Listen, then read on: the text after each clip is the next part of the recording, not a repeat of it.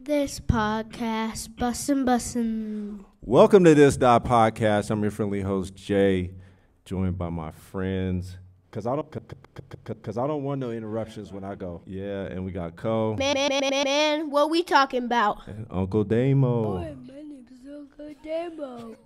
You can catch us on all streaming platforms and video on YouTube. Shout out to the incredible Lawrence and Larimer for providing the space. Go to lawrenceandlarimer.com or come down to 3225 East Colfax Avenue and cop some drip. Hey, I got the shades on today because I got to give my man Co some props. All right, so before we get into the guests, I want to give him his flowers because he said, yo, Black Thought, once you see the Roots play, you're going to have a different perception about Black Thought. Yes. So I came in here with the beanie and the sunglasses. And I'm gonna spit lyrics, man. I'm going to spit that fire today. Why not, man? Yo, that Roots show was fire. Fire. They're the type of band that could just cover it all. Cover it. They got their own music, whatever you want to play. They was playing Led Zeppelin. They was out there getting busy. And then my man, what's so cool about Black Thought is he could sit in the back and let everybody vibe. Let them get their shine. Then he comes on and just get the crowd hype. He starts spitting that shit. Tears it down. Dog. He freestyle for you? He didn't freestyle, but he didn't need to. Clear. He was just fire. Clear, though. Clear. Understood. Hey, Mr. Bars. All the way. So, Co, I'm going to hit your drop, man. Man, what we talking about? Oh, man, I Yeah. appreciate that, man. Hot fire, man. Yeah, but even though me and Damo sharing the mic, pause. Ooh. Ooh. I think that's like how Damo likes it.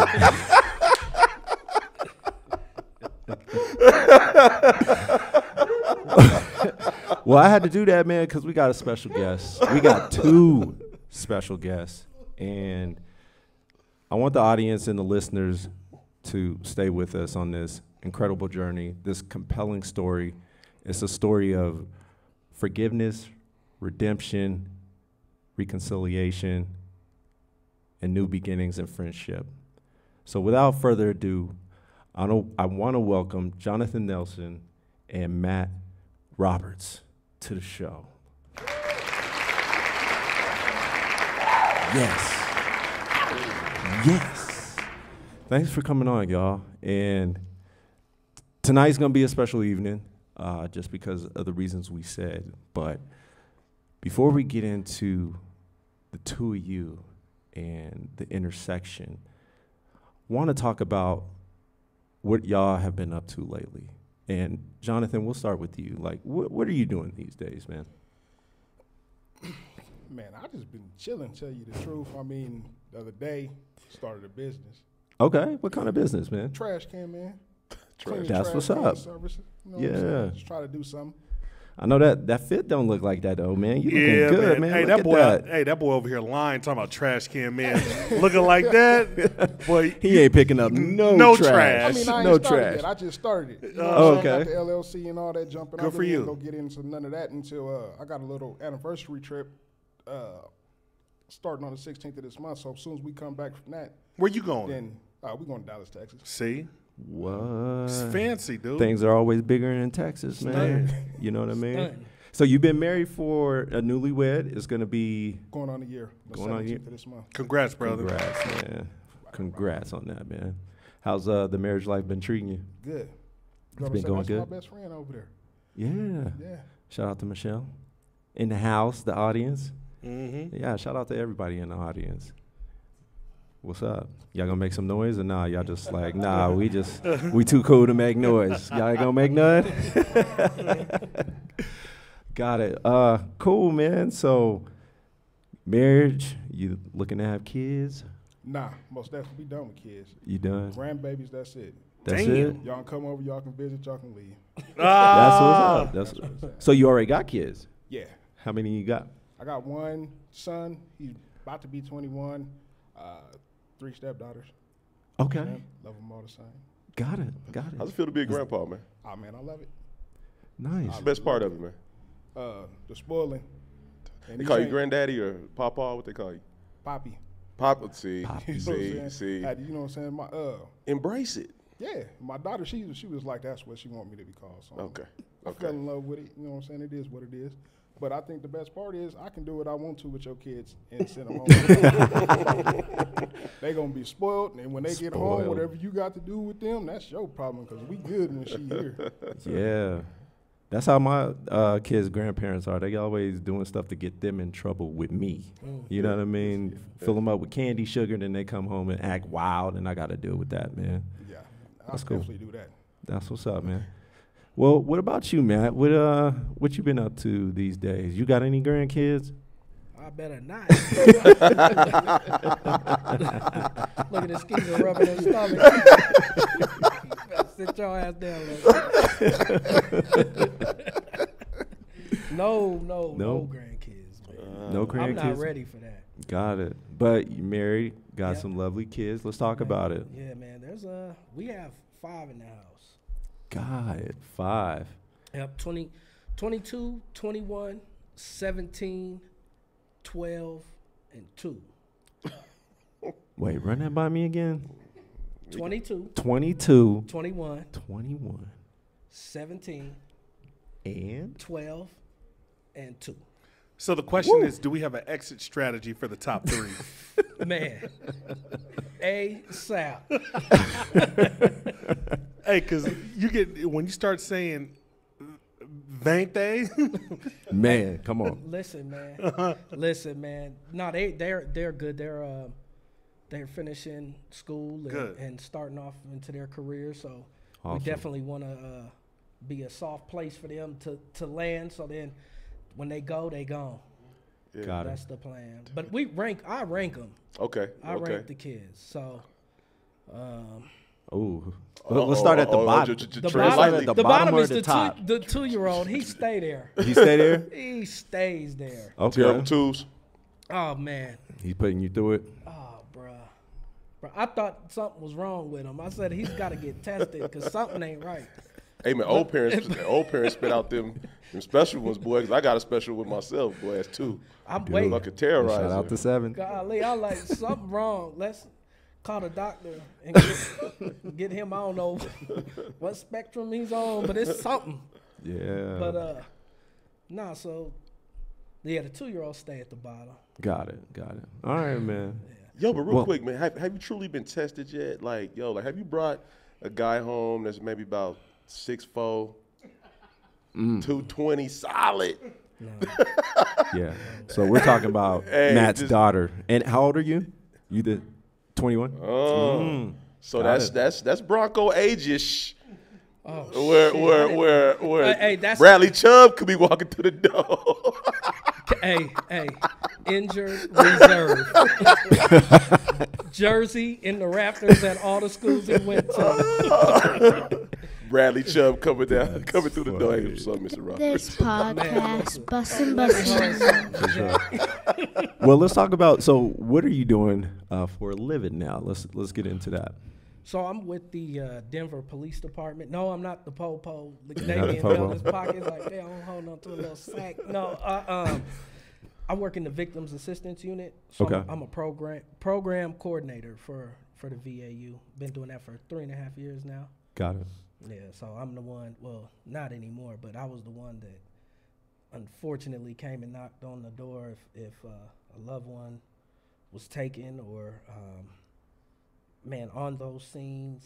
Got it. Just providing support and resources to victims and their families. Gotcha. And I want to make sure that this is a key part. So this is going to lead into the story and where these gentlemen are at now. So now let's backtrack and talk about before the interaction. The 2 of you on separate paths, all right? And I want to talk about where you were at in your life before this encounter. This is back in the 90s and 98.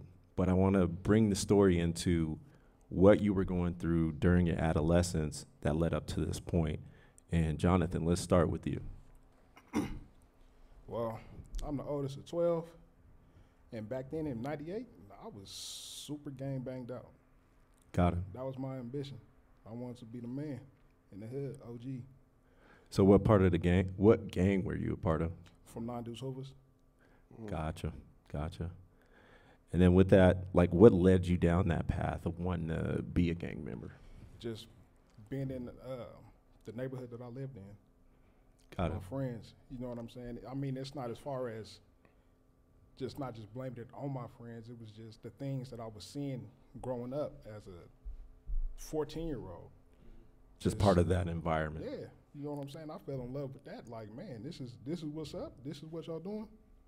I want in on this. And what part did you fall in love with? With the glamorous part, you know what I'm saying? The money, the cars, the respect they was getting in the hoods, things like that. And what neighborhood were you growing up in I at grew that up, time? At that time, I stayed on 36 in Glencoe in Park Hill.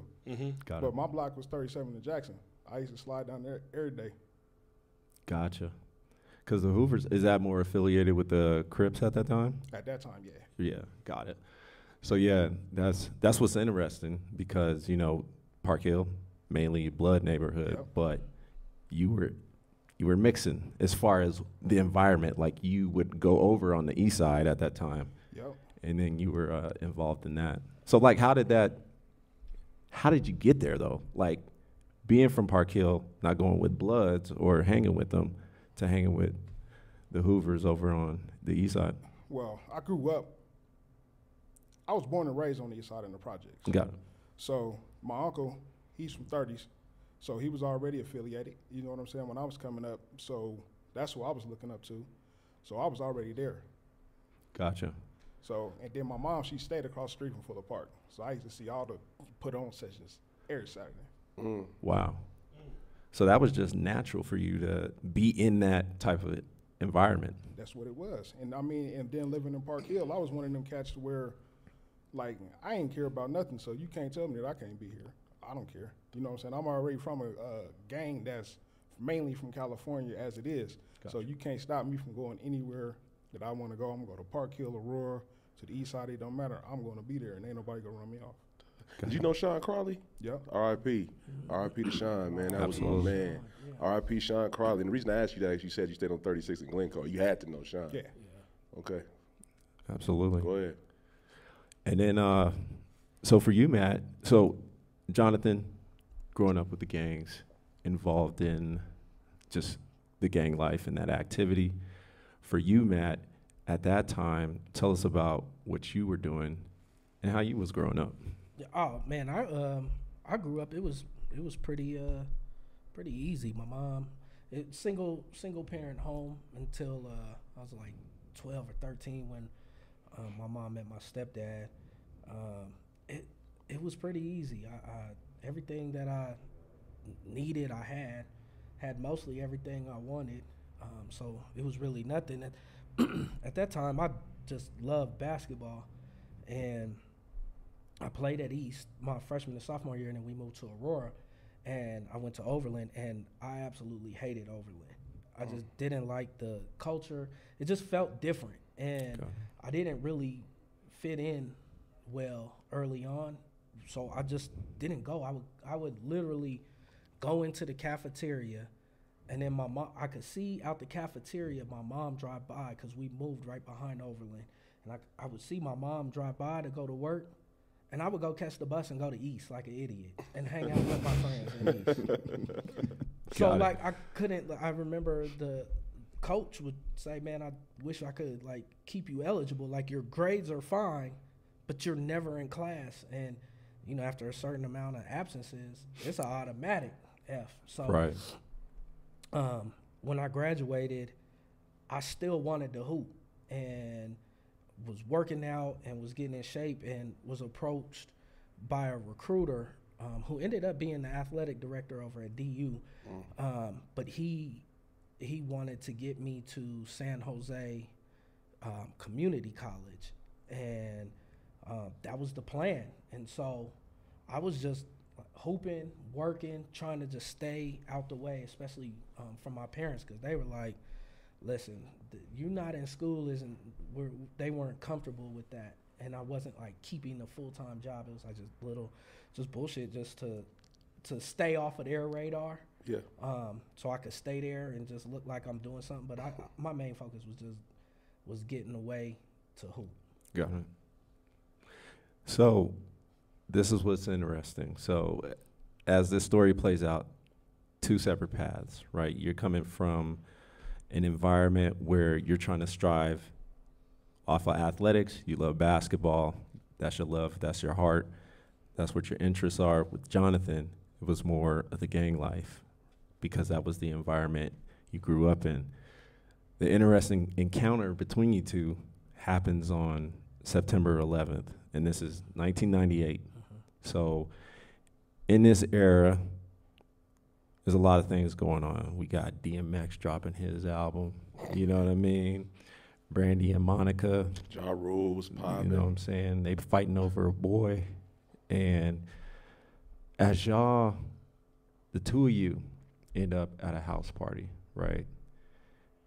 And from that point, there's Deep Impact and Armageddon.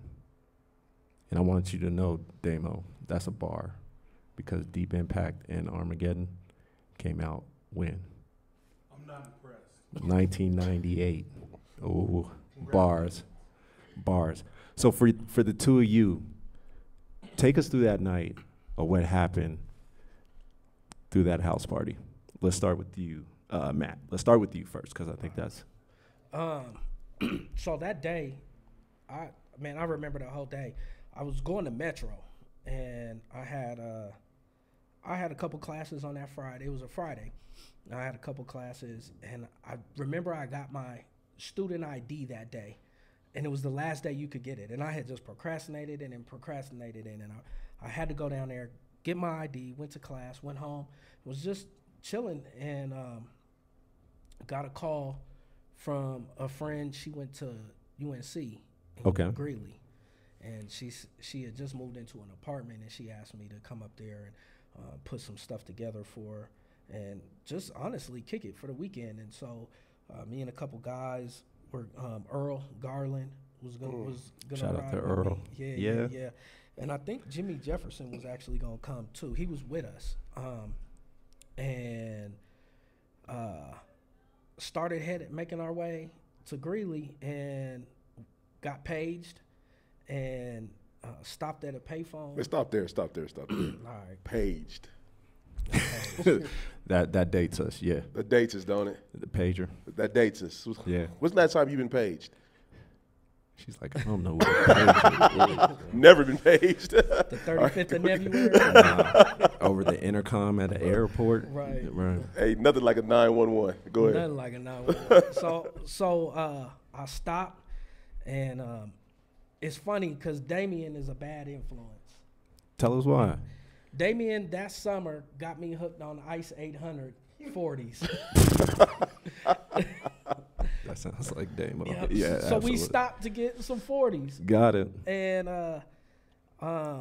my friend, I called her from a payphone, and she just said, "Can you pick up my brother?" And I think it was her cousin. Got it.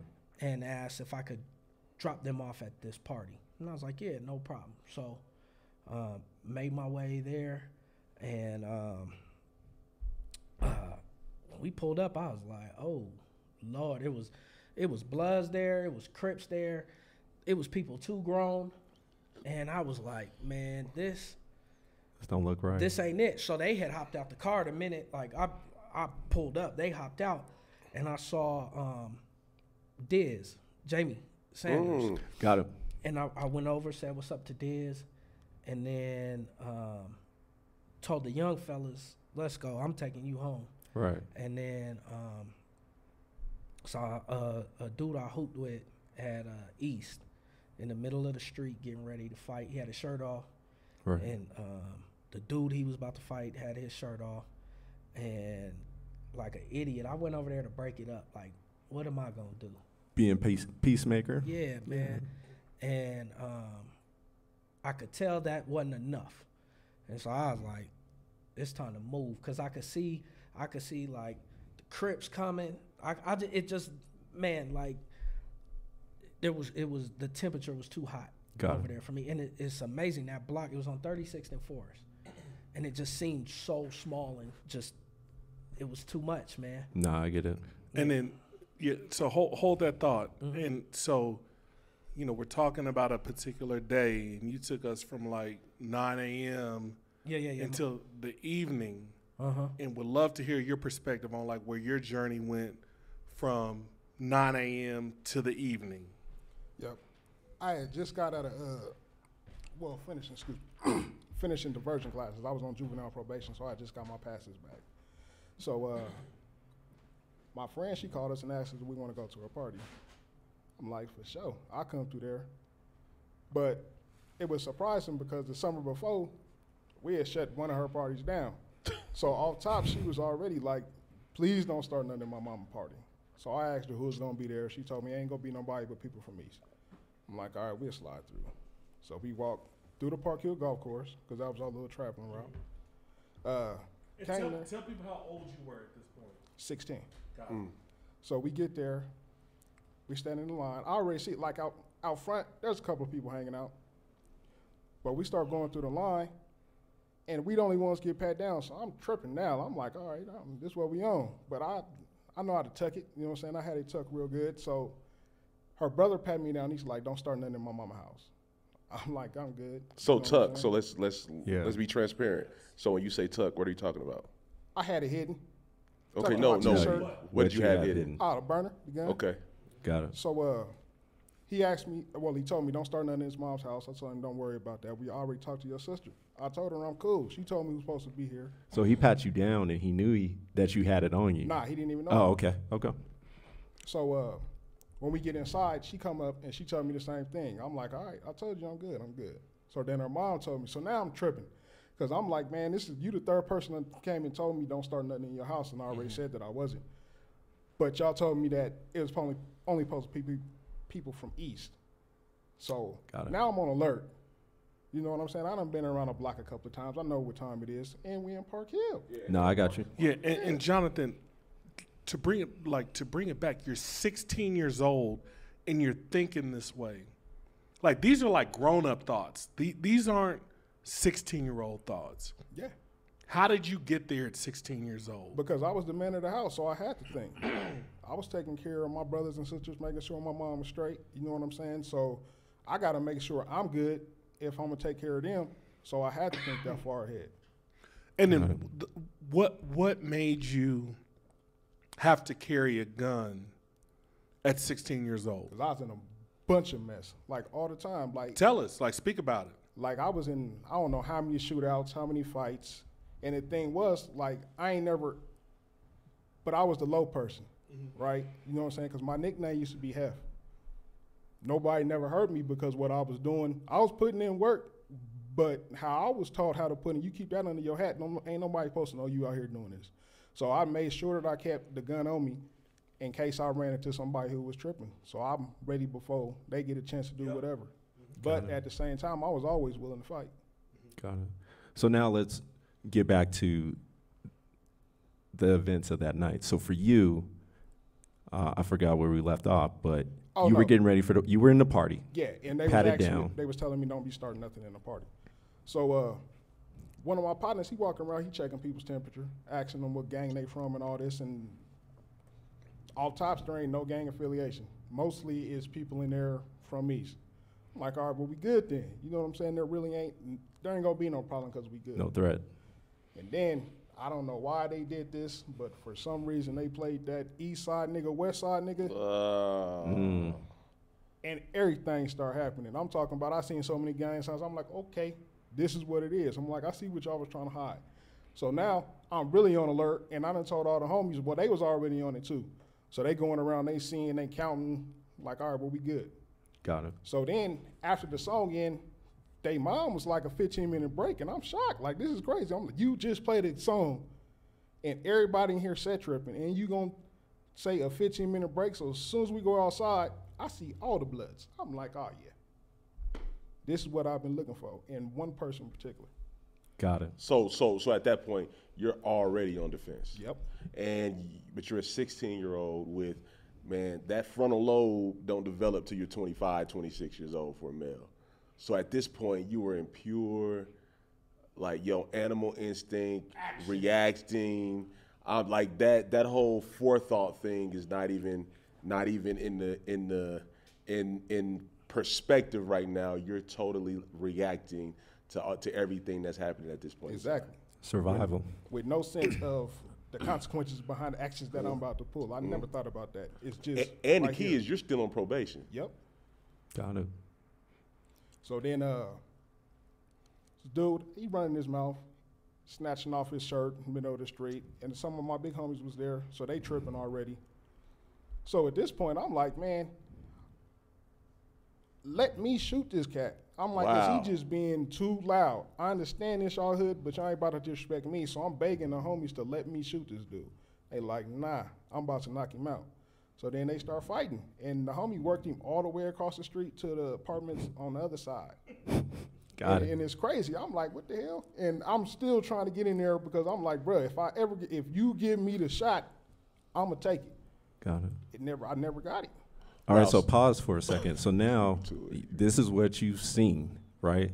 The homies get mopped up across the street. For you, Matt, take it from there as far as you running in to be peacemaker.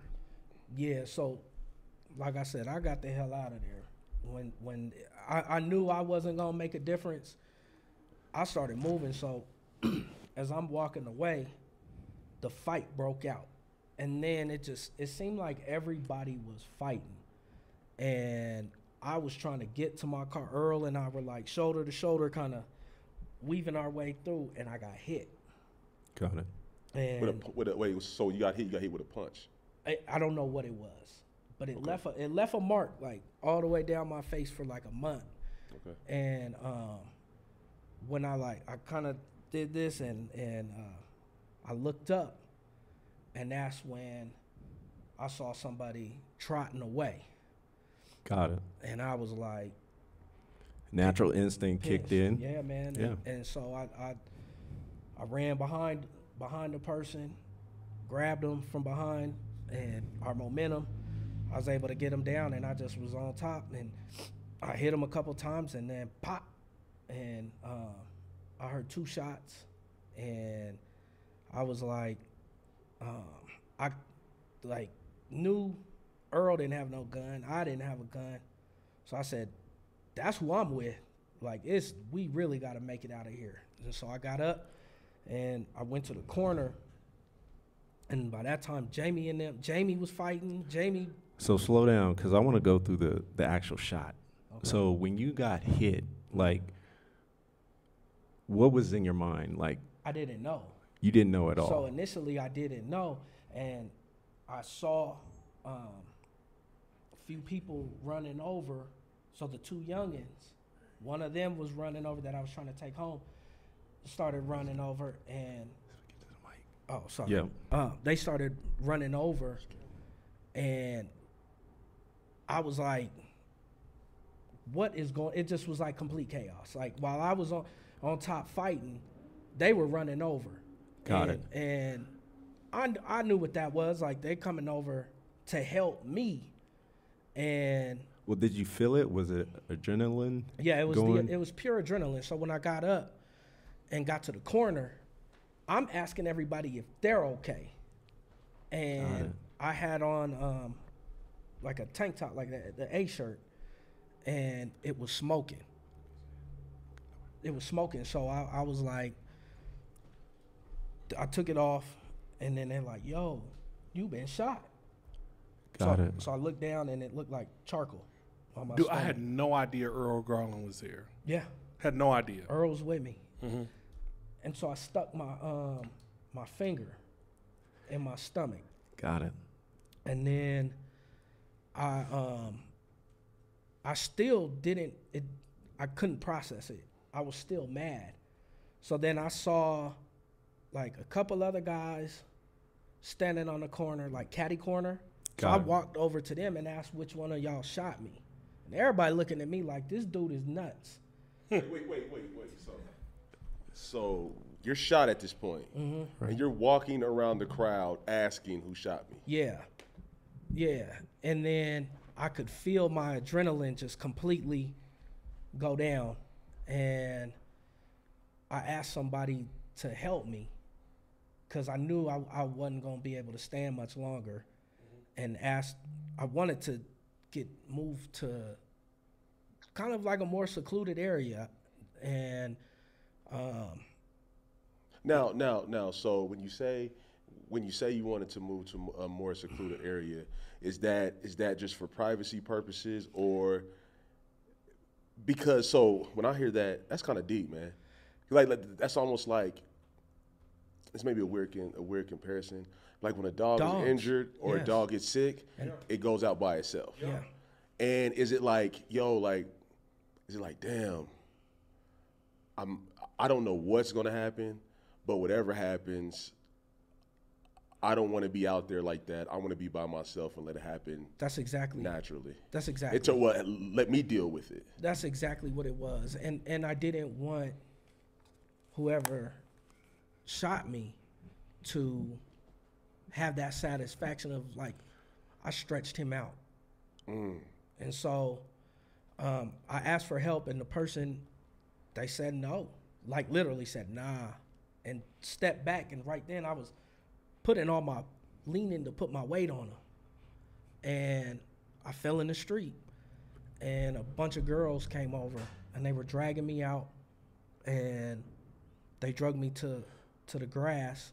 And then it was just like chaos. There were so many people around me. Earl punched somebody. I remember that because he was telling people to get away from me. Somebody came out of Bruce Mingo's house and was pushing people away from me because they knew me through them. So it was nuts. Jeez. Okay. So now, different perspective. So Jonathan, take us through it.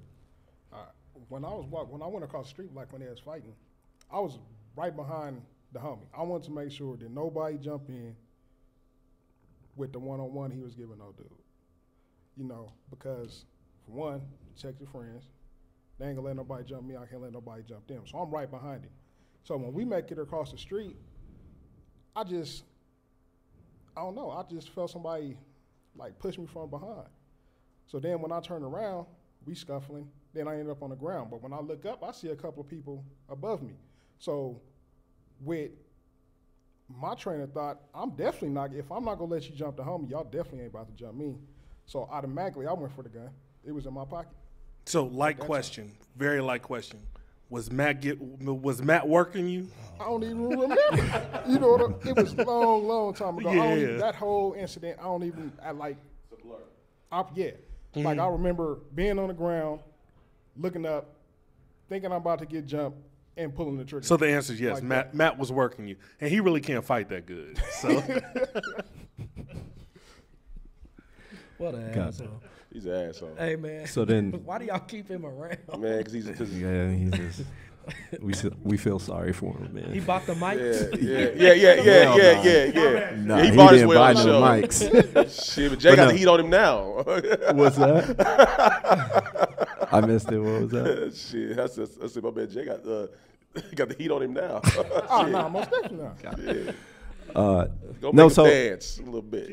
Yeah, keep going. So then at that point, like when I pulled the trigger, like I ain't even stay. Like I really don't even remember that there was 2 shots. All I remember, because I had a .38 revolver. Just I know pulled you that trigger shot once. and then you was out. Yep, gone. And then went back to school. I swear not one time was I ever worried about going to jail, because at this time I'm thinking that this is street shit. Like it's gonna come back in the streets, and I'm prepared for that. So I was never thinking about going to jail. And plus, don't nobody know who shot nobody besides my partners who was with me. So I just swear I was cool. All right. So the fact that it was a crowd of people outside didn't even enter your mind. Nope. Is it now okay? Is it because, man? And it's funny you say that. Is it because we live by this code of no snitching? At that time, yeah. And you felt like, hey, whoever's outside, I ain't got to worry about it because I ain't going to say nothing because it's this code. Yo. Wow. So then you were thinking in your mind, to piggyback off that, and you said it, this is going to play out in the streets. In the streets, yo. So you worried about, the ops, I guess, if that's what you want to call it, like who's going to come back after me after I did this action. Yeah. So take us, because I think that'll fast forward things of like, when did you feel that it was over? That for you, in this particular instance, like, all right, nothing's going to happen. I don't have to look over my shoulder. Or what was the thought process after that? It never came. Like that get back never came. Not from the people who I thought it was. Got it. Because I was still pulling up to East. I was going to South at the time. So I was going to East every day. And I'm getting side eyes. Everybody think they know who actually pulled the trigger, but I'm like, I don't pay that no attention because y'all know I'm kicking up dust, period. Y'all see me when I'm doing in school. So I never even thought about it. And then when the get back never came, I'm like, bruh, like what's going on? You know what I'm saying? Because I'm seeing the Bloods every day. I stay in they hood, and it's just not coming. Got it. And then one day, went to go see my parole officer, or probation officer at the time. Made it through there. I'm on the way to the house. I stop on the block, pick up a gun, walk to Park Hill, get to the house. I'm there for about an hour, and the police kicked in the door. Okay. Then that's when I knew. Like, So just kind of backtrack. You don't even know who you shot. Nope. You just shot. Yeah. Okay. And you was like, well, you know, this was kind of maybe a gang affiliated thing because there was gang signs being thrown in the party. So I had to have hit. I couldn't have just hit an innocent bystander or somebody that was just out at the party. I hit somebody who deserved it. Exactly. You know, at that time, it was my perception. I see the Bloods. I know this is the Bloods neighborhood. I know that's who we funky with. So I shot a Blood. Yeah. Yeah. That's deep. So let's progress. So now, police kicking your door, and they tell you what exactly? That I was being arrested for attempted murder, and I'm like, bruh. I'm start thinking. I get to start thinking about everything I did. Like since I've been off for done with my diversion class, since I got my passes back. I'm like, man, what's they talking about? And then when they take me down to the Gill, and they start talking, I'm like, man, like how y'all know about that? Like, wait, so crazy. let's stop right there, because you said it twice. You said passes. Yeah. Right. Okay. So were you in a group home? Were you in a No, I residential was at facility? the house. I was on ankle bracelet. Okay. So passes means That you get to go out and get to do stuff. Like I was supposed to be at my dad's house, but I was with the homies. okay. So you were on an ankle monitor at the time. Yeah. Okay. So with that, police kick in the door, they tell you, yes, that you've been caught for attempted murder. For you, Matt, how did, before that happened, because I'm sure the police came to you and said, hey, we think we found the shooter. Take us through what you were thinking. Well, so just to rewind, when so I was in the hospital for a month.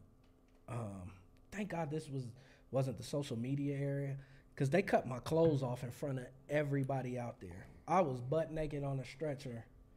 And Was it cold outside? It was cold. It was cold. I was He was wet. out in his birthday suit. I just got out the swimming pool. Got out the swimming pool. Dog, You are lucky. I'll never forget. Hey, was it chlorine or fresh water? I'll never forget the paramedic that kept grinding his knuckle in my chest because I wanted to close my eyes. And I'll never forget this. I was laying there, and I said, "Can you cover me up?" And he goes, "Look, buddy, I'm trying to save your fucking life. Nobody cares who sees your dick." I would hit that drop. That's funny. That's funny. Hey. How did you have the wherewithal Hey, to be but sorry, like, yo, can you paramedic. cover up my dick? Dog, because Hey, sorry, paramedic, I'm a grower. Yeah. I said, sorry, paramedic, I'm a grower. Cover me up. Get one of the ladies in here. I'll show you. It grows, Give not me a shows. fluffer.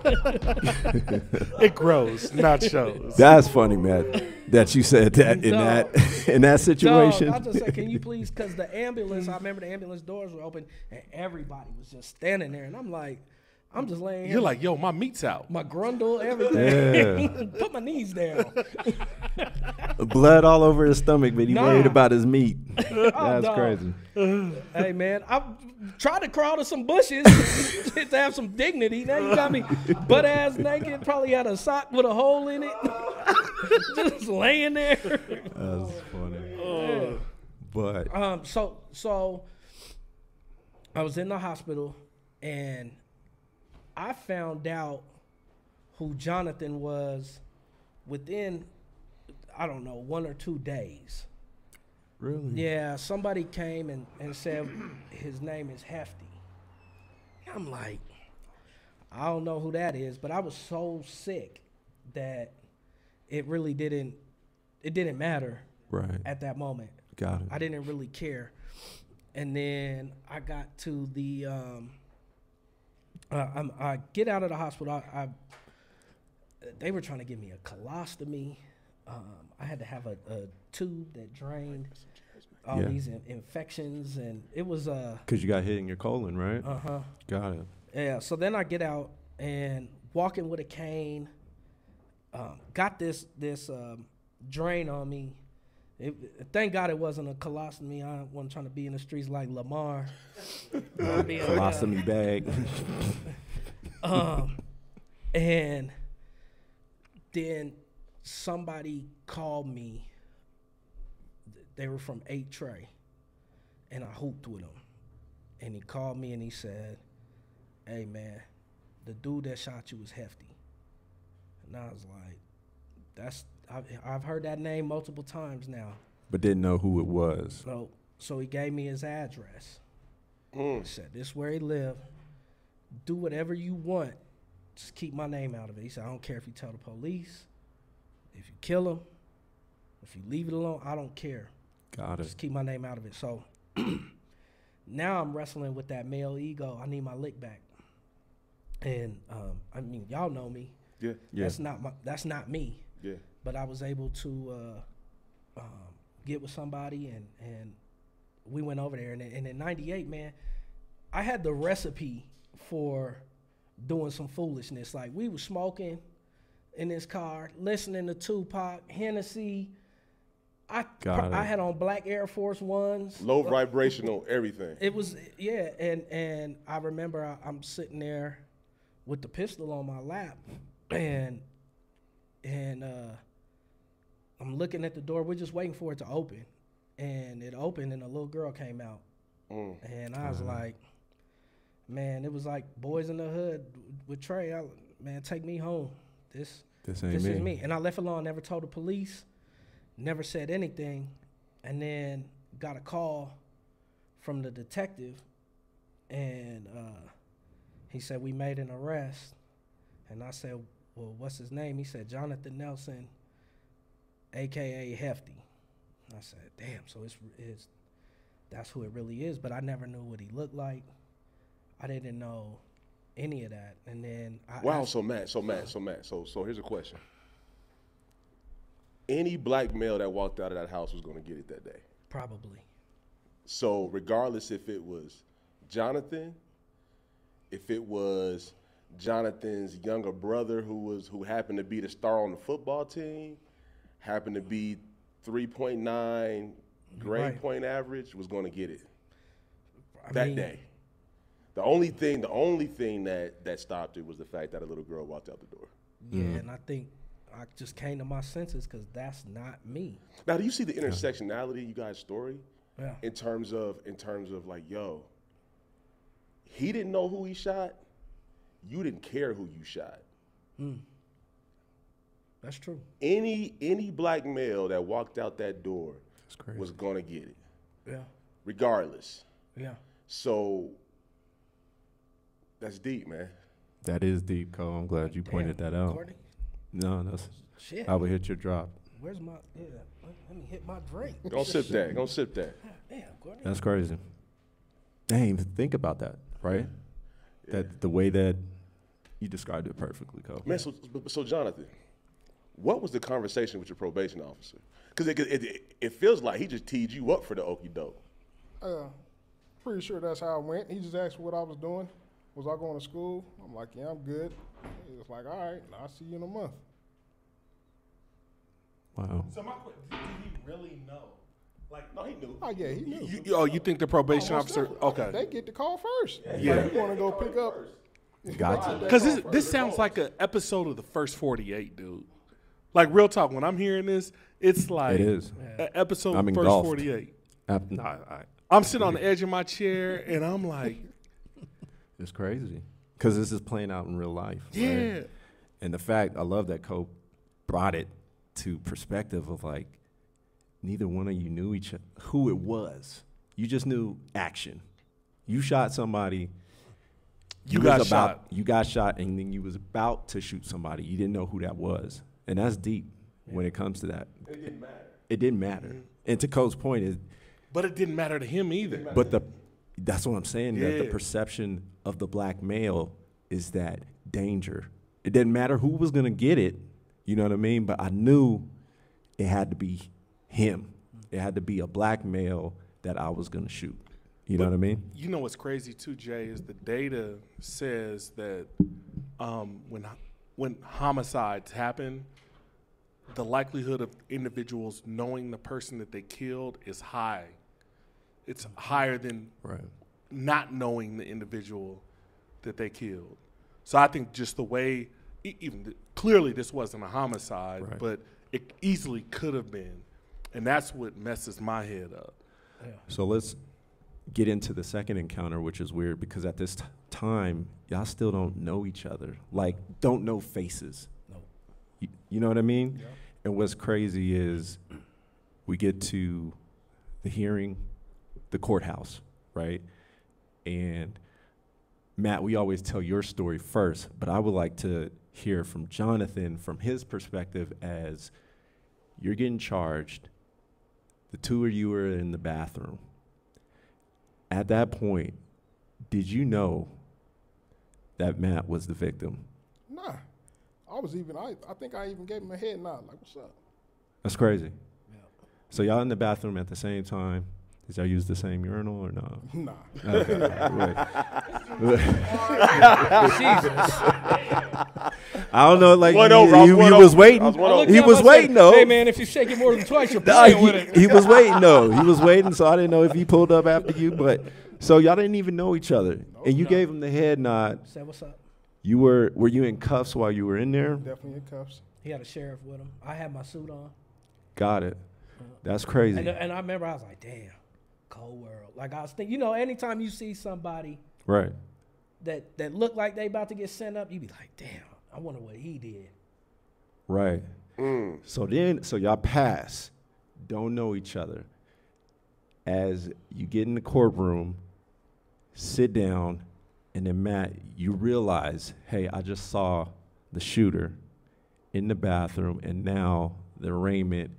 Take us through your thought process at that time. We were actually, it was the sentencing. Got it. So okay. I didn't participate in anything because I didn't feel comfortable. They wanted me to ID him so bad. And I'm like, I don't know who it is, and y'all aren't going to make me just pick somebody. And so I didn't participate. Wow. And I told the detective, I told you my story. And it's not my job to go find him. And that was pretty much it. And they asked me to do an impact statement, which I was like really reluctant. But my mom and everybody was like, nah, you need to go and just state your piece. And I went and I was they had me sitting up at the podium, and that's when they brought Jonathan in, and I'm like, damn, give me my what's up back. I don't want to say shit. How do I take that back? Well, when you found out, okay, so, and then skipping forward, because let's get to the great things that you're doing. But first, for you, Jonathan, for the sentence, how long was your sentence? I got for attempted murder. They gave me 2 years in YOS. Got it. Yeah, with a suspended 6 if I didn't complete the boot camp. Got it. Yeah, and just real quick, when he was reading his impact statement, how did that go through deaf ears, or did it hit you? No, it definitely went through deaf ears. Just like you're like, who gives a fuck? Like, I'm out here banging. And remember, I'm still thinking he was a blood. Yeah. Got it. And what you said earlier, you said, yo, my whole point was to make sure that nobody was jumping in. Yeah. And then all of a sudden it feels like somebody's jumping in. So I'm pretty sure in your mind, you're like, man, I'm justified for what I did. Most deaf. So real quick, explain to the listeners and the audience what YOS is, because that's pretty important. Being that you were 16 at the time. It's the youthful offender system. That's where the juveniles go that have been charged as adults. So if you don't, so it's important to explain that if you don't successfully complete that program, what happens? You go to Colorado Department of Corrections for your suspended sentence. Okay, and what was your suspended sentence? 6. So that means that if you hadn't successfully completed YOS, you would have been sentenced to 6 years in adult prison. Yes. For a crime that you committed as a youth. Yes. And so, Wow. Keep going. So That's it. What happened? Well, so what happened? Nothing. I mean, I definitely did the boot camp. I completed it, but I mean, at that time, being as young as I am, I'm being introduced to a whole different game that I never even really picked up on the streets, because now it's not about gang banging. It's about getting money. Everybody else is coming there. I mean, you got a lot of dudes in there that was in there for gang banging, doing stuff like that, but the majority of the people's in there, they're in there for doing robberies, burglaries, things like that. So it was a college. Basically, I learned everything I needed to do to make sure that when I got out, that I was going to be good. And So let's make sure we understand what you're saying. A college, like on the positive end of that, or on the negative end of being a criminal once you're released? College, okay. I just want to make sure. I want to make sure I was hearing you correctly. Yeah, okay. absolutely. Okay. So for that, it's like you got all this knowledge in the bad way, right? To live a life of crime. You start acting on that, right? So then you're in and out of the system. At what point did you decide, hey, what was it that made you say enough is enough? About, I'm going to say 10 years into a 32-year sentence that I caught back in 2007. I just woke up one day and was like, bruh, I'm tired. Like, I need change. And I realized just by being in the environment that I was in at that time, to where I'm seeing these young cats come in for some crazy shit, but it's not crazy to them because I was the same way, so they don't even see it. And I'm like, damn, but I can see it for myself now. I seen myself in them. So I'm like, this is some bullshit. Got it. And that's when I realized that everything that I fell in love with when I was 14 years old, all that shit was a lie. How old were you when you had this At this epiphany? time? Was it 25, 26? 30, about 30, I was 30. 30? And how old are you right now? I was 35. How old are you right now? Just turned 41. Okay. Wow. Got it. So 35 is when you stop going in and out of the system. Well, yeah, pretty I was much. Like that. Yeah. Got it. Got it. So then after that, the two of you have this. No, Matt, I'm going to let you tell the story. So how did you come to the point of this redemption and forgiveness, and how did you meet up with Jonathan? So in 2002, and I only remember this because it was the year my daughter was born. I went down to Juneteenth, and it was kind of early. I went down with her, and it was a bunch of us just on the corner, just chilling, man, just having a good time. And somebody came up to me and said, the dude that shot you is here. And they described what he was wearing and everything. And I remember feeling like just this like knot in my stomach. And all of a sudden he walked by, and I just really didn't feel like I needed my lick back like I wanted it. But I'm sitting there looking at this beautiful little girl in the stroller. And I'm like, man. And then, of course, then some shooting starts happening. I said, that motherfucker probably down there shooting somebody else. In fact, Big JB like Jonathan back picked at up it. the front of her stroller, and we ran down Welton together. Daddy got you in a danger zone. You just don't even know. Hot That's zone. crazy. And then 2008, I was 2007, 2008. I was working for a nonprofit, and I was just like, I want to do something on my own, something cutting edge, something different. So I just started thinking. My gears were turning, and I started thinking a lot about him, and I wasn't angry, and I was like, maybe I'm moving past this. So I tried to track him down. I was doing some shit I had no business doing. I was going to knock on doors. I found addresses and stuff associated with him. Was knocking on doors that I didn't have no business knocking on, just trying to find him, and found him through inmate locator he was at Arapahoe County, and so I wrote him a letter, and my neighbor was a sheriff there, and I just went over there and was like, can you get this to this inmate? And he was like, yeah. He said, Matt, I gotta read it first, and I said, I don't care, that's cool. Right. And he read it and was like, damn.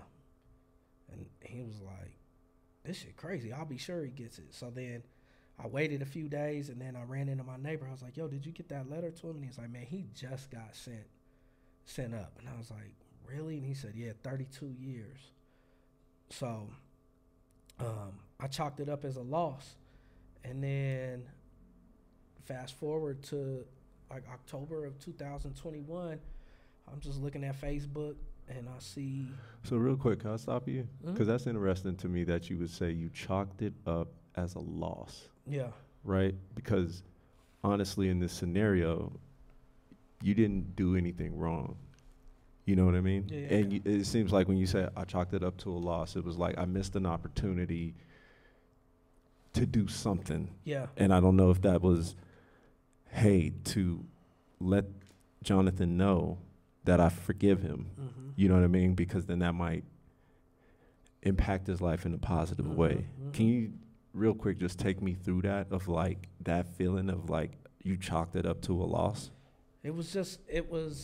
I had these like grand plans of he and I having some reconciliation and just getting out in the community. And I felt sorry for him. I'm like, I knew nothing about him, nothing. And I'm like, damn, man, like, first off, why is he in there now? How did the system fail him? And I just thought maybe sending him a letter would hopefully just encourage him a little bit, and possibly us developing a relationship. Because then I start thinking like, well, maybe we could do something with him there and me here. We can do something to help. Like my thought was the community more than anything. So Matt, what part of working with youth helped you reconcile all this? I think, when and Courtney, working with kids, it's a huge sacrifice, and we do a lot of preaching. We do a ton of preaching to them. This was my opportunity to show the kids that you can forgive. So the shit y'all arguing about right now, this boy, this girl, these shoes, whatever, like me and this man went through it on September 11th, and we can get through it. Y'all can get through this. And so I was really, really hoping for that to happen. And then, so like when I say I chalked it up as a loss, I was like, damn, like we're not going to connect. He never responded to the letter. I put my address on there. Got it. Like I wasn't hiding. And October 21, I saw him on Facebook, and he was tagged in a post. And I was like, that name, it's not that uncommon of a name, Jonathan Nelson. And so I looked and I seen that hot link bald head. I said, that's him. This motherfucker out. First off, I'm like, why didn't the district attorney notify me? Because I don't know what type of tricks he learned. That's your, hey, Hey, that's another conversation. Yeah. So then I'm like, that's dope. I'm glad he's home. Hey, why that man gotta have a hot link head, man? He hit me with this the other day. Hey, it could at least been a milk dud. He said the DA is supposed to notify you, man. Yeah, they should. Like it's Find My iPhone. Yeah, like, hey, man. no. Yeah. So I the person that tagged him was his cousin, but I didn't know that. So I just hit him up like, yo, how you know Jonathan Nelson? It's like 7 a.m. He's like, good morning, Matt. That's my cousin. Why, what's up? So I was like, man, you know, he shot me back in 98. And he's like, man, stop playing. Like, it's 7 o'clock. Why are you bothering me, Matt? And then he said, no, I do remember that. I didn't know that was you. So we talked, and I said, where's his head at, man? He said, it's good. He's grateful he got a second chance. I said, man, if he's open to it, let's link up. I said, why don't the three of us go get something to eat and let's talk and go get some hot links. I think we could some macaroni and cheese on that. I got you. I thought, you know, we both probably owed it to the community to share our story. I was very curious to see, like, what did he do right after? Because you think of, like, the movies, like, did he run and put on a wig and like, how did he hide? Like, what happened?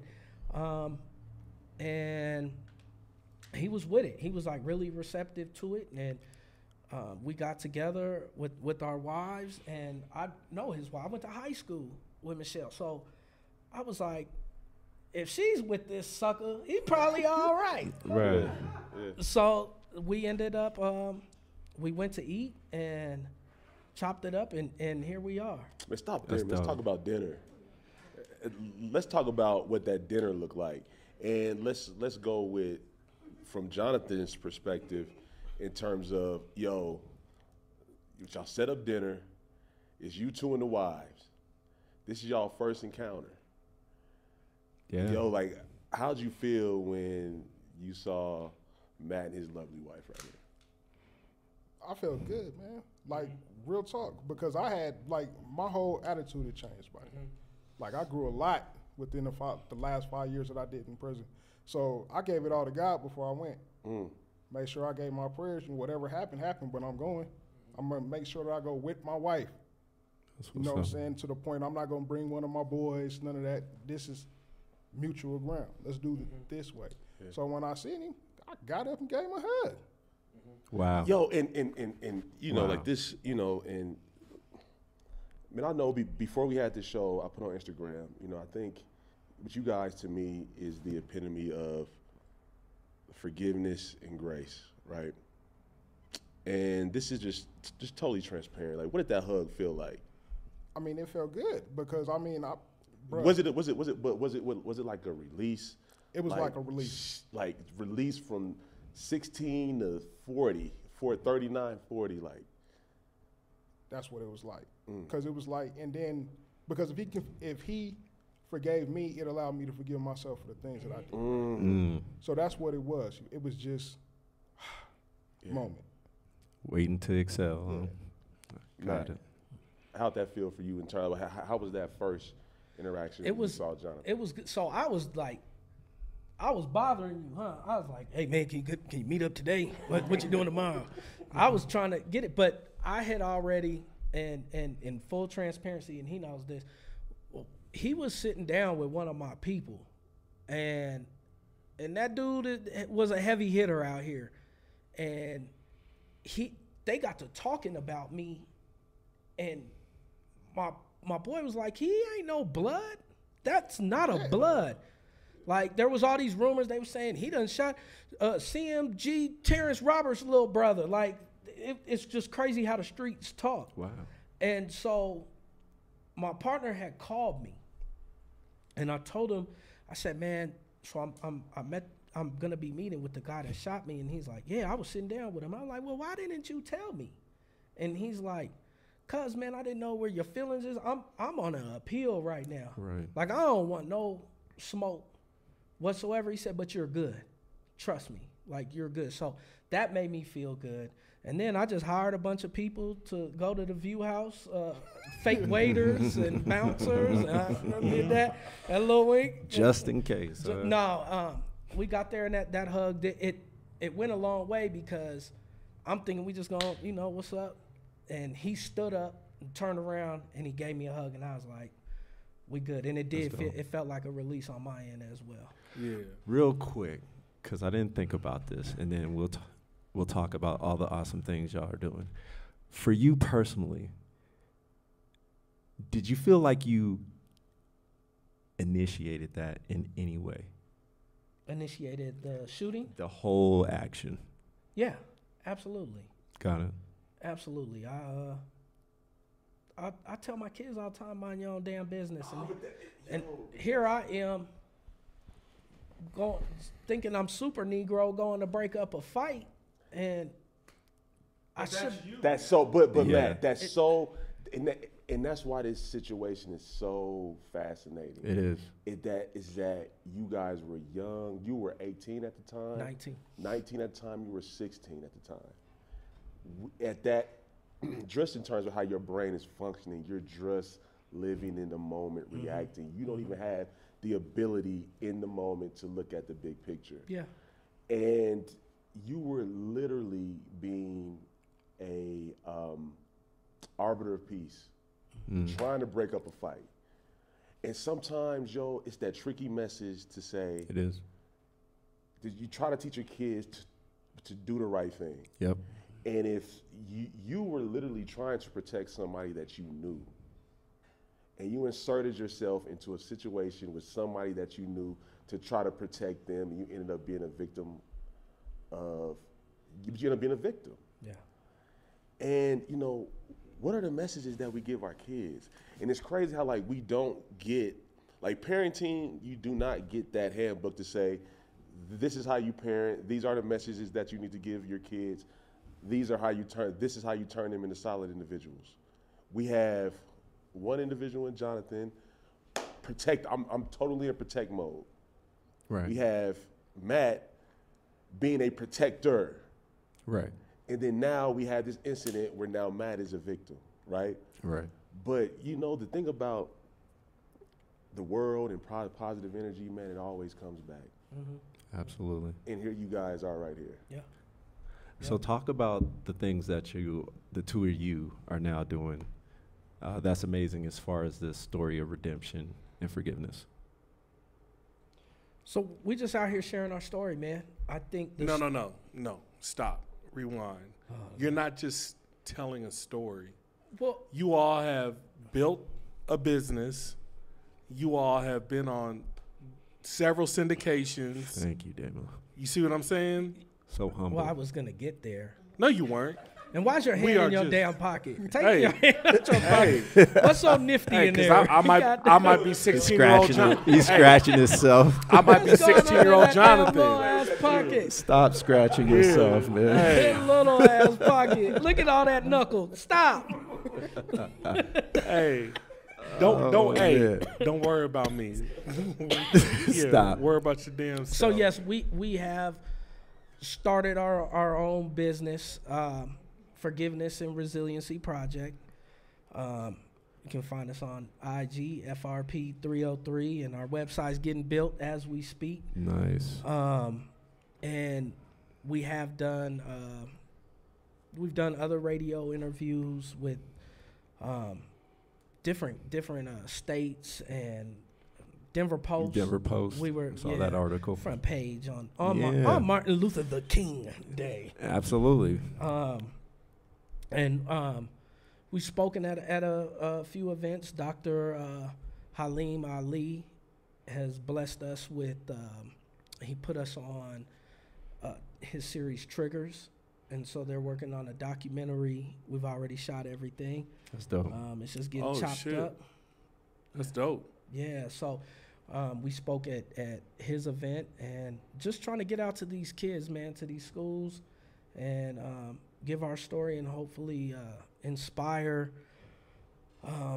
that forgiveness and that resiliency, because John has been extremely resilient with everything that he went through from before our incident to now, man, and his story is inspiring. And you know, when we speak on forgiveness, you know, people ask me all the time, like, how do you do it?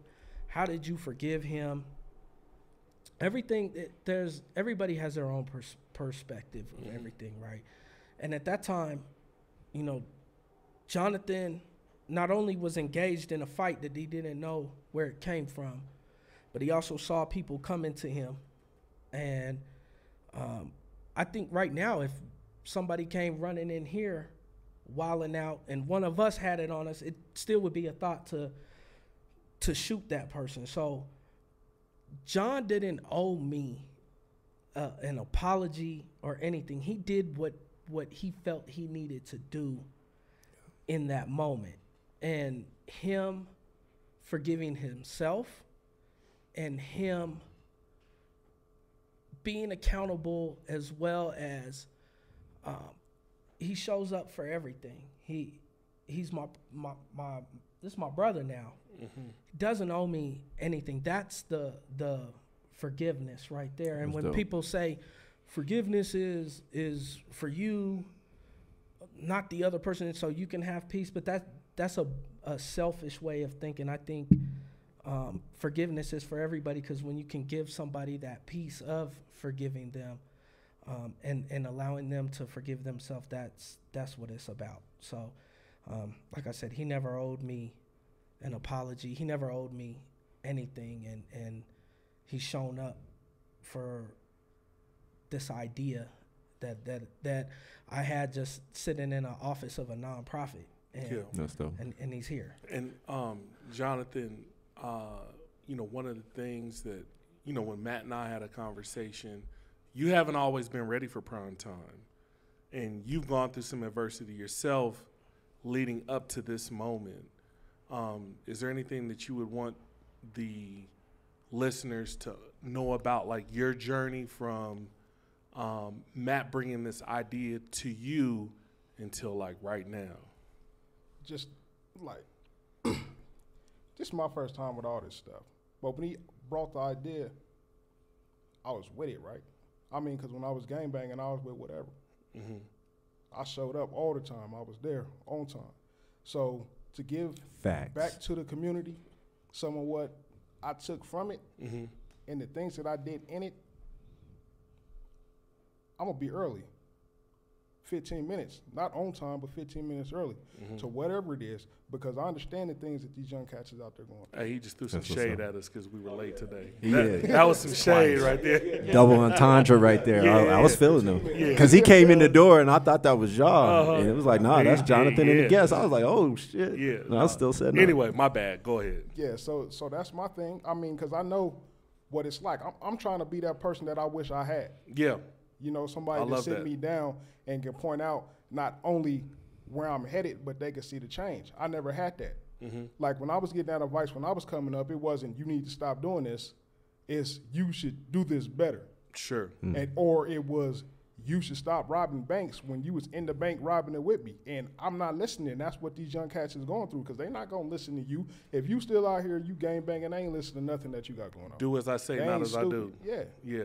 I love that. And a follow-up question I have for you, which is kind of a loaded question. It's kind of heavy. But, like, if there's a takeaway that you would want 16-year-old looks like Jonathan self to know, what would you want to tell them? To be a leader and not a follower. Mm-hmm. Learn to think for yourself. That's what you have to do. If you can't think for yourself, you'll let somebody else think for you, then you end up dead or in prison. There it is. Man, so just real quick before I know we're trying to wrap things up, but man, yo, shout out to y'all, to you too. Right. Yeah, round of applause. Yeah. Come on now.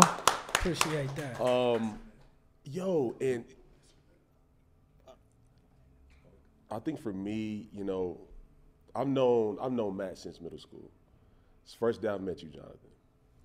And, you know, I know who Matt runs with, you know what I mean? I know Matt's friend circle, right? Not gang members. right? They're positive dudes, Right. athletes, cats who are positive, right? Right. And this is no judgment on the gang culture, because there are some positive aspects to the gang culture in terms of, you know, like not every OG is telling kids to go out there just randomly start killing motherfuckers. Like that's just not what it is. That's not true, right? So Matt, this is to you. Do you feel you would have the same approach to this if you did not have the peer group that you had throughout this process? Because I know the cats you run with. I know the cats you run with is not telling you out there, hey man, get it in blood. Or at least I don't feel that way. You know, my friends through this whole thing have been supportive. There was a couple people that were like, nah, don't do it. It's a setup. There's something like a setup.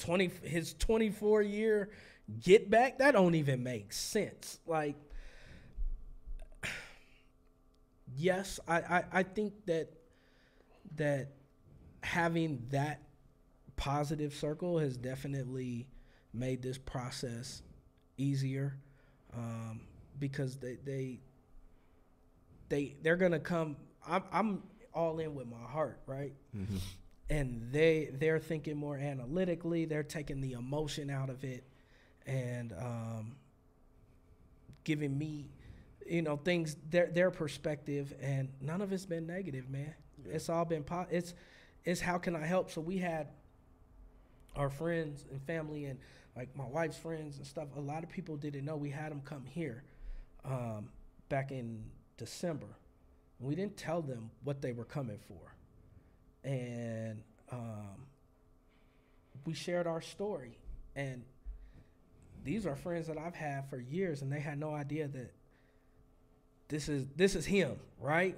And they met him with love, and we did a little Q&A afterwards, and it was all, how can we help y'all on the business side? They took all the emotion, they took everything out of it, and it was like, how can we see y'all grow? So I definitely think that my peer group has played a huge part in supporting us. No, it's been us though. And so just one question I have, not necessarily to close this out, but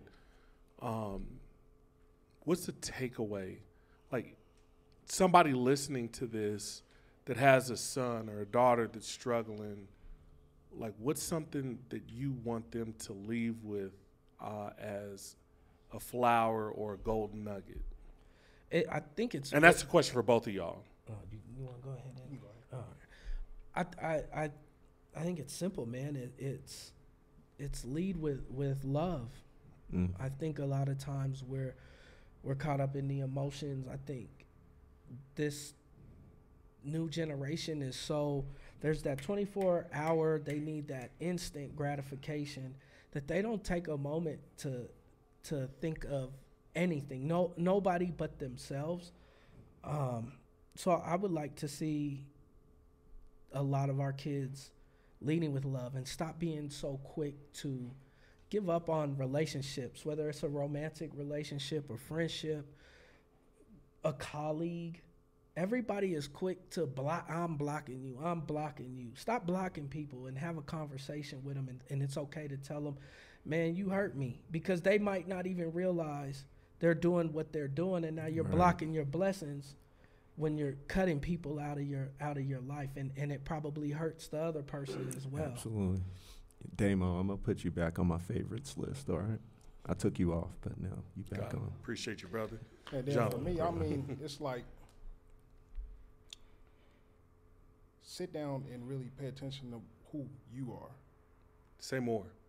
You know what I'm saying? Because a lot of these young cats out there, they trying to be what they think everybody else wants them to be. Mm-hmm. But you got to be you.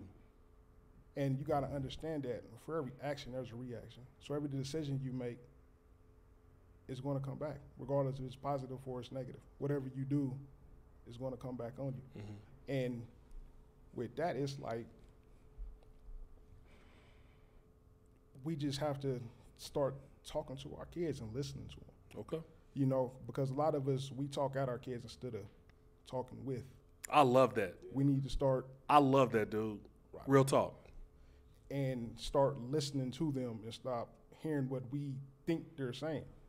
Because if we ask them, how can we help them? Because I just had this conversation with my son a couple of weeks ago.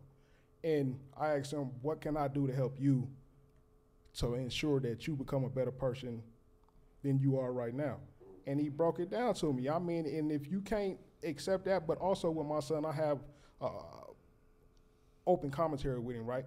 He knows everything that I done did, just because I don't want you to feel like you can't never come and talk to me about anything. I want you to know that everything that you're going through, go through, I done already been there, so you're not going to shock me when you come. I mean, I understand times is different. There's new things that you might be going through, but it ain't going to shock me, so just come holler at me. I love that.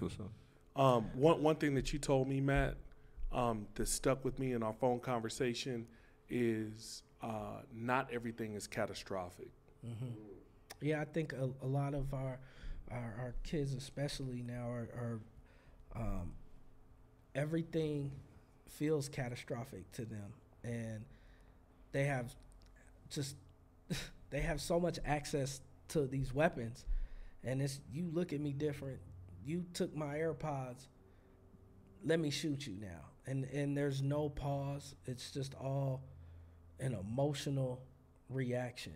Yeah. And so I'm hoping that our story, because if you think about it, it was 2 emotional reactions that really affected us. And yes, we're blessed to be here right now, but it could have gone another way. I could have not made it. I could have got my lick back. I could have got my lick back on somebody that had nothing to do with it. Exactly. So just take a pause, man. Yep. Yeah, encourage your kids. Take a pause. Like, hopefully your listeners will let the kids listen. De-escalate. To this, man. It's okay to pause. You don't have to react. And I guarantee you, the thing that you think is front page news in your world that's embarrassing you to where you need to go shoot somebody or fight somebody, nobody's going to think about in a day or two, because there's going to be another front page article. Absolutely. And just they don't respect life and appreciate life. And like my man Squizzy would say, celebrate life, man. Exactly. Man, so real quick, and I'll let you get to your story, or your question. We do this or that. Are y'all familiar with that? I am. So this or that. No context, only choice. After you make that choice, you can't give no reason. And there's no consequences, right? Consequences, so don't feel like we're putting you like on the spot. Yeah. Exactly. We're not going to shove shots down your throat. Pause. All right. No me gusta. Cole's been on fire. All right, so welcome to This or That. I will hit the drop, but don't have them. So the first question for both of you. Are y'all going the Broncos or the Nuggets? Jonathan. Broncos. Nuggets. Okay. Hey, that's because he lost the bet. All right. So the next question. Thought we weren't going to talk about why, David. Yeah, he does that all the time. $500,000 or dinner with Jay-Z? Dinner with Jay-Z. $500,000. Got it. And I love Jay-Z. That's my dude. But 500. I bet he might be boring too. I'll be so mad. Hey, says paper planes. Yeah, so true. I got one killer. Go ahead. Chris Rock, Will Smith.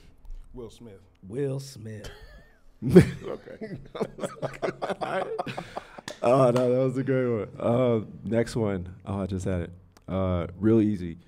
Corrupt or Jada Kiss? Corrupt. Jada. Jada? All right. DMX or Tupac? DMX. Really? Okay. The next, you got one, Damo? I'll let y'all go. Okay. Next one. Beyonce or Rihanna? My wife. Great answer. So what you gonna say, Matt? What you gonna say? Hey, and Michelle be like, Michael B. Jordan. What you got, Matt? I'm going to go with B. The B? Yeah. All right. Go ahead, Cole. It sounds like you want to say something. Hey, so athleisure or copper fit? Is that what Damien got on his legs? I don't have that Ain't your compression socks? Athleisure does like an athleisure outfit. Athleisure or I'm going with Copperfit. Copperfit. Copperfit. Yeah. It's gonna be a tough one, maybe. You going Kobe or LeBron? Kobe. Bron. Got it. Thanks for playing. All right. Damo, ask your question, man. Hey. That's funny. Athleisure or Copperfit? That was a top 10 right there. That was good. Hey, inside jokes on the pod. So Yeah, I see. thank you for bearing with us. Kiss my ass, Matt. Hey, did y'all have a good time? Yeah. Jonathan, it's your first time here. How'd you feel? I felt great. Yeah. And we appreciate you. welcome. Good. Good. That's the way we want people to feel. And, you know, Sorry we weren't on time, but yeah. next time. I don't want to mess this quote up, but Maya Angelou, she says something like about situations about. You done already messed the He shit up. did. Just opening Maya it up Angelou with one that. time had said, go get the bacon grease. Bear with me for a Sorry, second. bear with me. Y'all kiss my ass. Hey, it's not about situations. It's about the way that people make you feel. That's what you're going to remember is the way that people make you feel. And had a great time tonight, and we appreciate y'all sharing y'all story. And if there's somebody that you would recommend to be on the show, who would it be? Oh, damn. Dr. Halim Ali Yeah. from the Heart Foundation. Okay. Yeah, he's really inspired. Hold on, I got somebody. Hold on now. Give me 2 ticks. At 2 ticks, we're not talking about Pornhub, dude. Yo. Damien, you in them sweats and Pornhub in your hand in your pocket. He's ready to hit the strip club in them sweats. That's why he came Golly, out like Miss this. Molly. Did you feel it? Did you feel it? No? How much for a lap dance? I'm going to What'd try you say? harder. Pun intended. Oh, my God.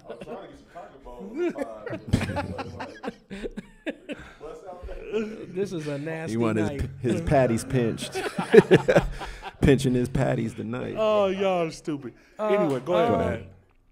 Dang, you guys have had a y'all been knocking down the guests, man. We've got a charcuterie. Oh, Eric Young. Shout out to Eric. You know